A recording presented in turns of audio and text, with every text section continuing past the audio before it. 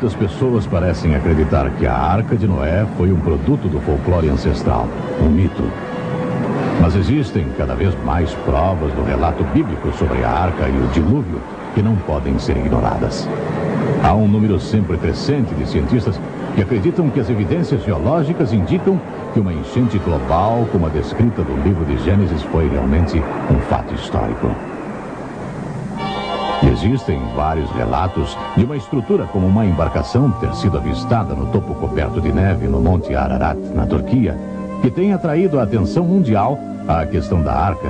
E isso já resultou em várias expedições. As frustrações sem fim que essas expedições passam nos seus esforços de pesquisarem a montanha só servem para aumentar o interesse. Se a Arca de fato fosse encontrada no Monte Ararat, dizem que essa seria a maior descoberta arqueológica de todos os tempos e, para o maior dos céticos, uma evidência poderosa de que a Terra experimentou uma enchente global de cobrir montanhas, assim como a Bíblia a descreve.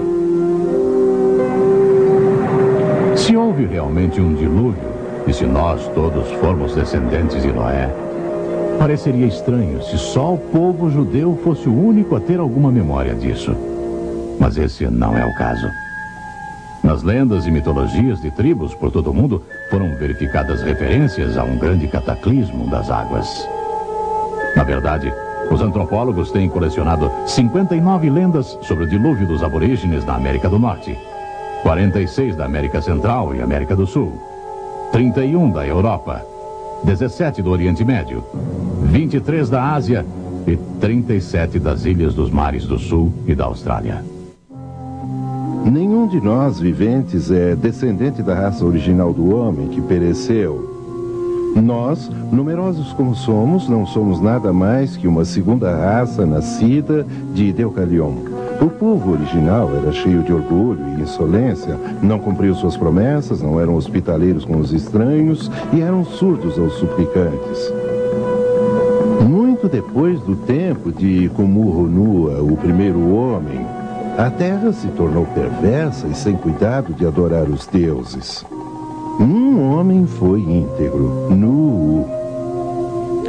O deus Cronos apareceu para ele num sonho e anunciou que no dia 15 do mês da Ísios, todos os homens morreriam numa enchente.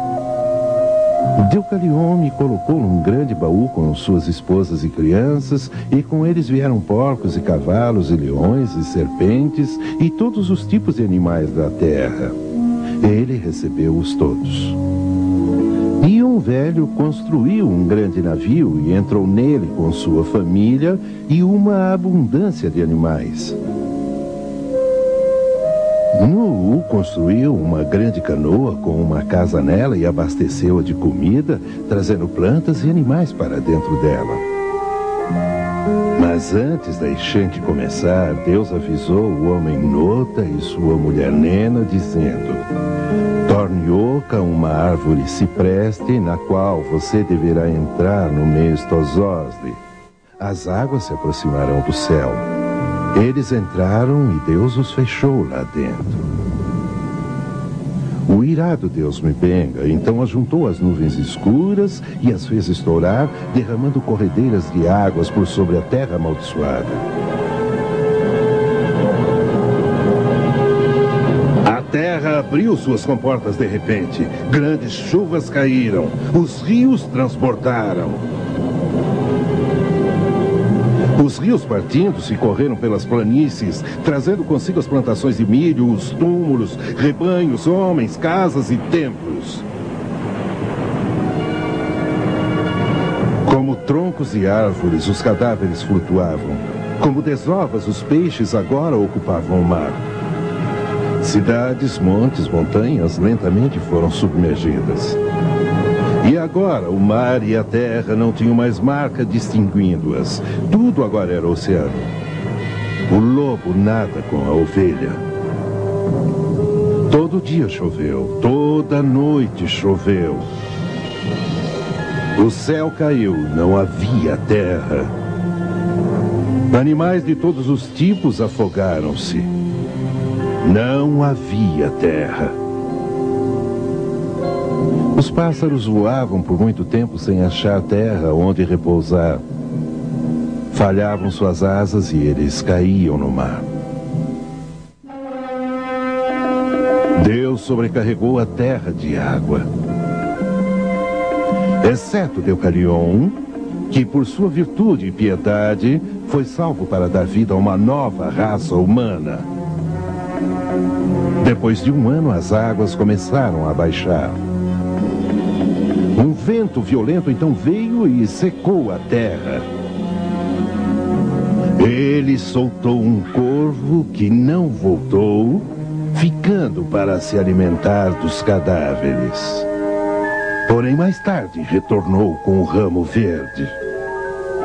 As pessoas salvas eram 8 e desceram em Mibenga. Mesmo sendo essas lendas antigas frequentemente interligadas com óbvia mitologia, variando nos detalhes, elas concordam em 3 fatos básicos. Houve uma embarcação segura. Houve destruição por águas. E a semente humana foi salva. Hoje, até os cientistas estão relendo as descrições da Arca Bíblica para verificarem se a história foi possível, considerando nosso conhecimento atual da zoologia e nosso conhecimento atual em construção de navios. Alguns dos detalhes mais fascinantes da Arca são fornecidos na Bíblia. E Deus disse: faze uma arca de tábuas de cipreste. Nela farás compartimentos, e a calafetarás com betume por dentro e por fora. E desse modo a farás. De 300 côvados será o comprimento, de 50 a largura, e a altura de 30. Farás ao seu redor aberturas ou janelas de 1 côvado de altura. A porta da arca colocarás lateralmente. Farás pavimentos na arca, um embaixo, um segundo e um terceiro. A maioria dos estudiosos do hebraico acreditam que um côvado tinha aproximadamente 18 polegadas, 39 centímetros. Portanto, a arca teria tido de comprimento 450 polegadas, 135 metros, de largura 75 polegadas, 22 metros e meio, e altura 45 polegadas, 13 metros e meio. Para se obter uma ideia do tamanho dessa arca gigantesca, pode-se compará-la com um típico prédio comercial de 1 andar. A Arca de Noé dizem ter sido a maior embarcação da navegação marítima já construída até o final do século XIX, quando os navios de metal começaram a ser construídos. Ela tem uma proporção do comprimento para a largura de 6 para 1, que é excelente para sua estabilidade em alto mar. Na verdade, construtores modernos dizem que seria quase impossível ela virar.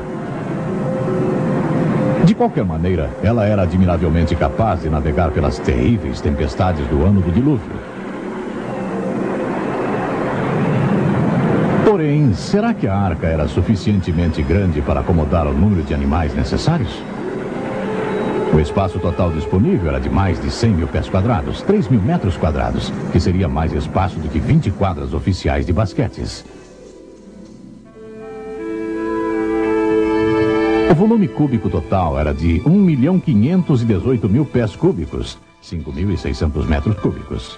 Isso seria igual à capacidade de 569 vagões de carga de trens modernos.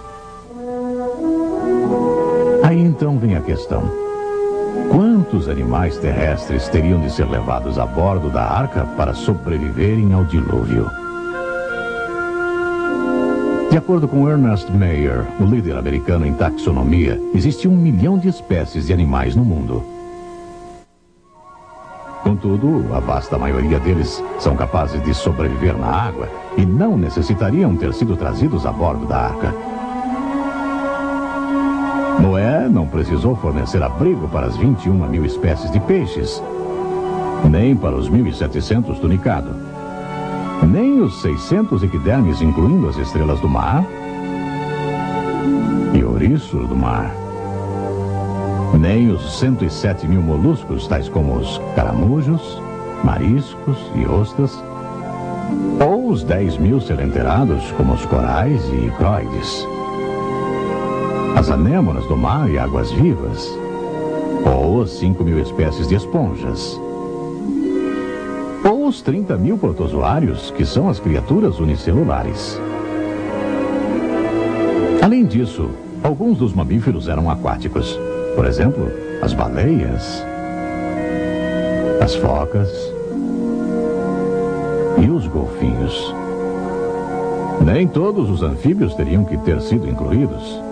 E nem todos os répteis, como as tartarugas marinhas e os crocodilos. Além do mais, grande número de artrópodes, em número de 838.000 espécies, tais como as lagostas, os camarões e os mini-crustáceos, os siris e as cracas são criaturas marinhas. E as espécies dos insetos entre os artrópodes são geralmente muito pequenos. Também muitas das 35.000 espécies de vermes, bem como muitos dos insetos, poderiam ter sobrevivido fora da arca. Os autores Morris e Whitcomb, em seu livro clássico O Dilúvio de Gênesis, afirmam que não mais do que 35.000 animais individuais precisaram entrar na arca. Sejamos generosos e acrescentemos um número razoável para incluir os animais extintos e depois mais alguns para satisfazer até mesmo os mais céticos. Vamos calcular que 50.000 animais estavam a bordo na arca. É claro que esses não precisavam ser os animais maiores, nem os mais velhos. Vamos lembrar que só existem poucos animais bem grandes, como o dinossauro ou o elefante, e esses podiam ser representados por adultos jovens. Calculando que o animal médio seria mais ou menos do tamanho de uma ovelha, e usando o vagão ferroviário para nossa comparação, verificamos que o cargueiro de 2 andares médio acomoda 240 ovelhas. Assim, 3 trens puxando 69 vagões cada teriam amplo espaço para conduzir os 50.000 animais, o que encheria apenas 37% da arca. Sobram 361 vagões, ou o suficiente para termos 5 trens de 72 vagões cada para conduzir toda a comida e bagagem e mais a família de 8 pessoas de Noé. A arca tinha bastante espaço.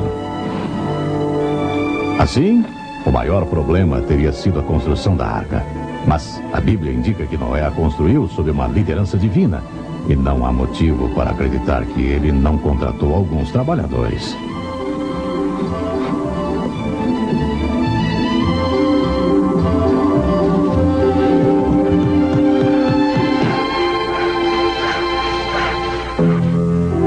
Outro enorme problema apresentado por algumas pessoas seria o recolher dos animais de cada espécie terrestre e trazê-los para dentro da arca.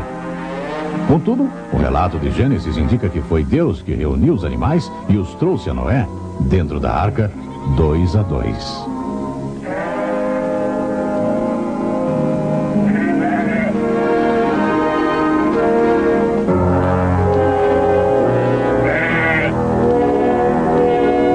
Alguns sugerem que isso pode ter sido a origem do instinto dos animais de migração, e se não o originou, pelo menos o intensificou. Nós também sabemos que a maioria dos animais possuem a habilidade de detectar o perigo e se moverem para um lugar de segurança. Muitos sugerem que os problemas de Noé realmente começaram a partir do ponto em que todos estavam a bordo.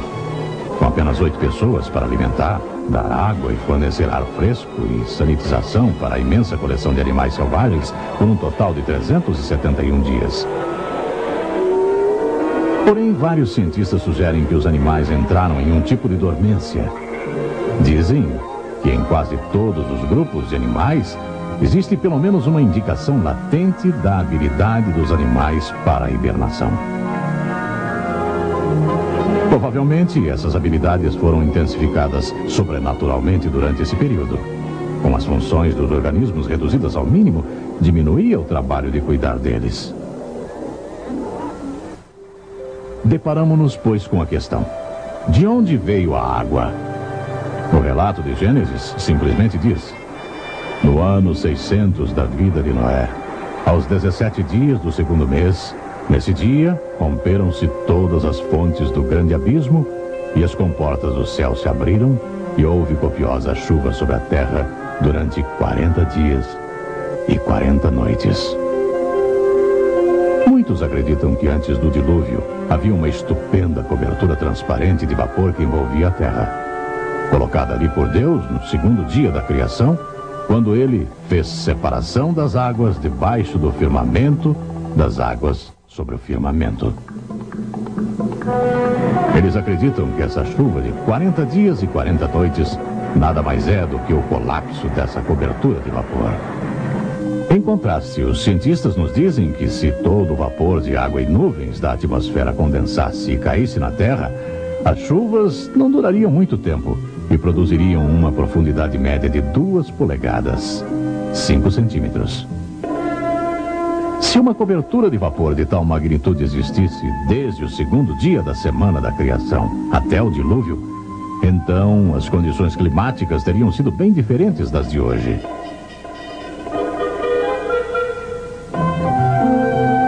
Quando a Bíblia se refere a essa era, ela fala de coisas que as pessoas pré-diluvianas nunca tinham visto.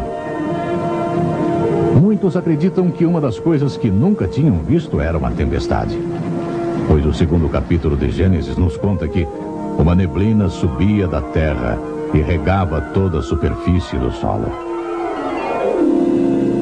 Provavelmente era uma condição semelhante àquela que observamos nas costas verdejantes da Califórnia, onde a vegetação é sempre regada pelo orvalho. Muitos cientistas acreditam que tal cobertura de vapor protegeu o mundo antigo das radiações nocivas que agora recebemos do espaço e, portanto, foi o motivo pelo qual os habitantes da Terra antes do dilúvio viveram tantos anos. Além do mais, tal cobertura de vapor causaria um efeito estufa, tendendo a manter uma temperatura igualada em todo o planeta. Já é um fato bem conhecido pelos registros fósseis que plantas e animais tropicais viveram por toda a Terra, inclusive onde agora temos as regiões dos polos. Só depois que as comportas do céu se abriram e as águas caíram sobre a Terra é que a Bíblia fala de grandes ventos, o que implicaria em diferenças de temperaturas significantes entre as regiões polares e tropicais pela primeira vez. Nessas regiões polares, onde plantas e animais tropicais viveram em abundância um dia, de repente começaram a acumular imensas massas de neve e gelo, o que deve ter resultado na grande era glacial depois do período do dilúvio. Mas as águas do dilúvio não vieram só de cima. Até ainda mais espetacular, reservatórios de água subterrâneos cuspiram água para fora. Romperam-se todas as fontes do grande abismo. As bacias dos oceanos subiram.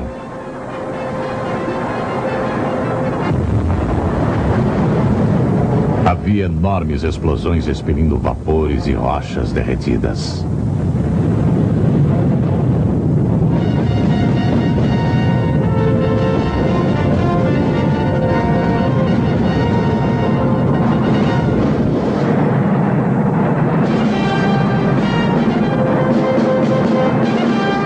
As águas continuaram a subir até 6 semanas mais tarde, onde o dilúvio alcançou o ponto máximo, com profundidade que cobriu as montanhas e manteve-se assim por 110 dias, até que as águas haviam destruído todos os seres viventes dos continentes, exceto os que estavam na arca, que receberam um cuidado amoroso e especial de Deus. A fase final do episódio do dilúvio inicia-se em Gênesis, capítulo 8, onde lemos que Deus fez soprar um vento sobre a terra e baixaram as águas. Fecharam-se as fontes do abismo e também as comportas dos céus. E a copiosa chuva dos céus se deteve. As águas iam escoando continuamente por sobre a terra.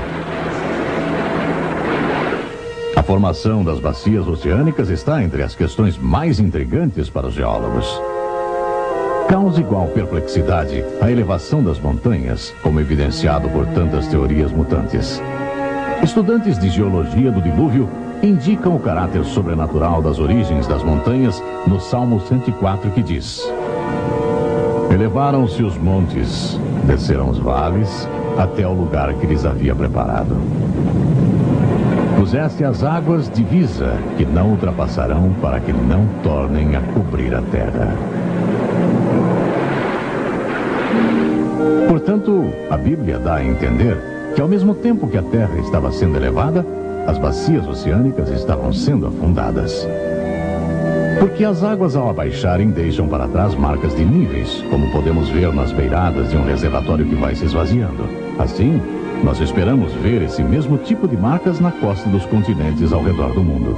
E isso é exatamente o que encontramos em todos os continentes.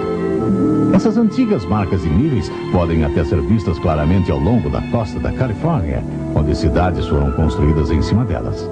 Assim também podemos ver esse mesmo efeito terraço ao longo de lagos terra adentro que represaram o restante do dilúvio. Muitos desses lagos acredita-se estarem localizados na parte oeste dos Estados Unidos. Dentre eles está o Lago Bonneville, que cobriu boa parte do estado de Utah. O Lago Great Salt, sendo um dos ainda restantes. Ele ainda mostra 4 marcas de níveis distintas, sendo a mais alta a 350 metros acima do nível atual.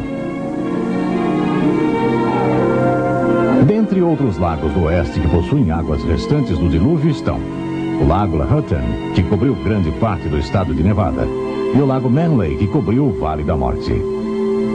Assim como as águas iam se escoando continuamente de sobre a terra, espera-se ver que as águas cortaram imensos vales na terra fofa e não consolidada ao abrirem caminho às bacias oceânicas a que desceram. E isso é exatamente o que encontramos. Praticamente todos os vales de rios são mais fundos e mais largos do que os seus sistemas atuais necessitam, indicando que uma vez carregaram muito maior volume de águas. Na verdade, a maior parte da terra está coberta com água do dilúvio. Mais de 70% da superfície da terra está submersa a uma média de 3 quilômetros de profundidade. E em certa parte do Oceano Pacífico, a média de quase 12 quilômetros de profundidade. Também existe muita água armazenada na forma de imensos continentes de gelo no Polo Norte e Sul. O dilúvio deixou suas digitais inapagáveis na formação geológica do nosso planeta. Por toda parte, nós vemos camadas após camadas de sedimentação depositadas pela ação selecionadora das águas em movimento. Também encontramos camadas intercaladas de sedimentação e leitos de fósseis. Nós, na verdade, vivemos num vasto cemitério de fósseis. Esses fósseis parecem ter sido formados pelo sepultamento repentino de um tremendo dilúvio que evitou uma rápida deterioração e decomposição em que os minerais reconstituíram suas estruturas celulares. Nossos vastos depósitos de óleo, gás natural e carvão são chamados de combustíveis fossilizados. Evidências indicam que eles são restos carbonizados de grandes massas de plantas e animais marinhos que foram varridos e rapidamente sepultados por toneladas de sedimentos.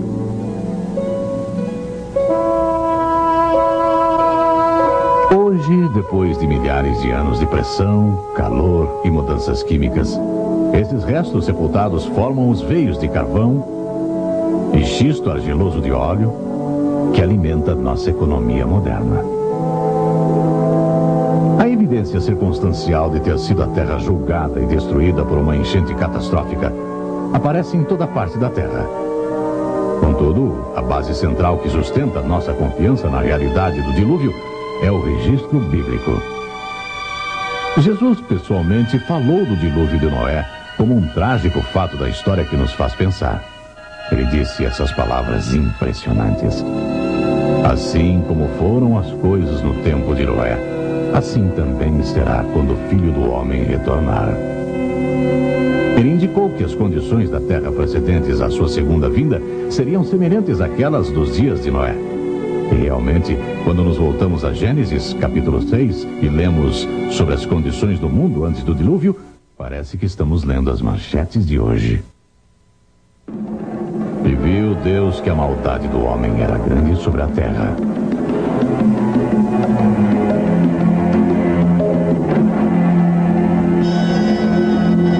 E que toda a imaginação e propósito de seu coração era continuamente mau.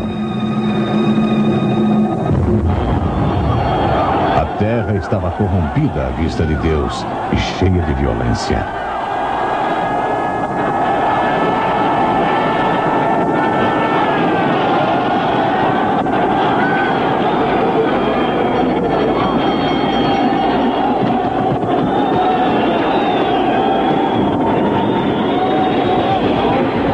Essas condições morais trarão julgamentos sobre o mundo moderno, assim como fizeram no mundo antigo.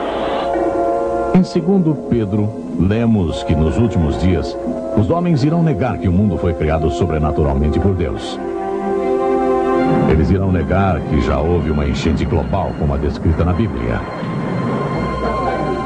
E da mesma maneira que o mundo antigo zombou da possibilidade do dilúvio, ele zombará da possibilidade da vinda de Cristo ao mundo, que eventualmente resultará em uma destruição dos céus e da terra por fogo. Mas tão certo como Deus criou o mundo por sua palavra e enviou o dilúvio por sua palavra, ele também manterá sua palavra a respeito do julgamento pelo fogo. Pedro escreve: ora, os céus e a terra que agora existem, pela mesma palavra, têm sido entesourados para fogo, estando reservados para o dia do juízo e destruição dos homens ímpios. Virá, entretanto, como ladrão, o dia do Senhor, no qual os céus passarão com estrepitoso estrondo e os elementos se desfarão abrasados. A terra também e as obras que nela existem serão atingidas.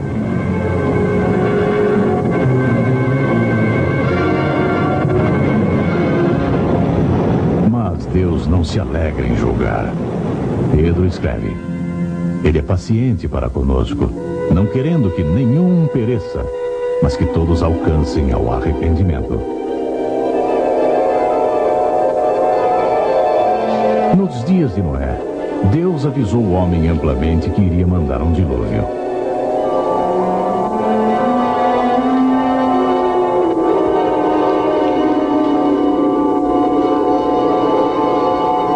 Por 120 anos, Noé construiu a arca. Por todos esses anos, Noé foi o pregador de justiça de Deus, sempre lembrando o mundo antigo que Deus iria cumprir sua palavra. Lembre-se, o Deus que disse a Noé como sobreviver ao dilúvio, tem nos contado na Bíblia como sobreviver à sua ira, para nos achegarmos por fé, o tipo de fé que resulta em obediência a Deus. Nenhum de nós obedece seus mandamentos completamente. Somos todos pecadores e merecedores do julgamento de Deus.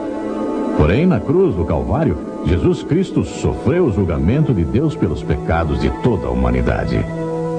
O próprio Criador morreu pelos pecados do homem que ele criou. Jesus disse: todo aquele que ouvir minha palavra e acreditar em quem me enviou, tem vida eterna e não será condenado. Ele atravessou da morte para a vida. A fé implícita de Noé em seu Deus o salvou e pode te salvar. Foi a fé que Noé teve que o levou a obedecer às instruções de Deus para construir a arca.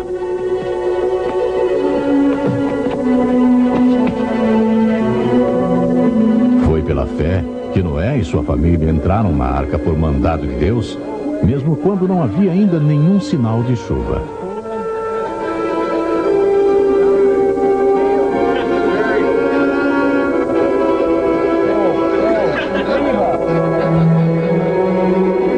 Assim também cada um de nós, por um passo de fé, colocamos nossas vidas aos cuidados do Filho de Deus, que morreu em troca dos nossos pecados na cruz. Noé e a família dele tiveram que passar pela porta da arca para serem salvos. Você e sua família também necessitam passar por uma porta do tipo da porta da arca, se vocês quiserem ser salvos. Jesus disse: eu sou a porta. Por mim, se qualquer um entrar, ele será salvo. Se nesse momento você se encontra do lado de fora de Cristo, lembre-se que um dia a perseverança de Deus aguardou nos dias de Noé. Agora Deus está aguardando você. Mas lembre-se, o Espírito de Deus não vai sempre se empenhar com o homem. Chegou o dia quando Deus fechou a porta da arca. A oportunidade se foi. Não deixe isso acontecer com você.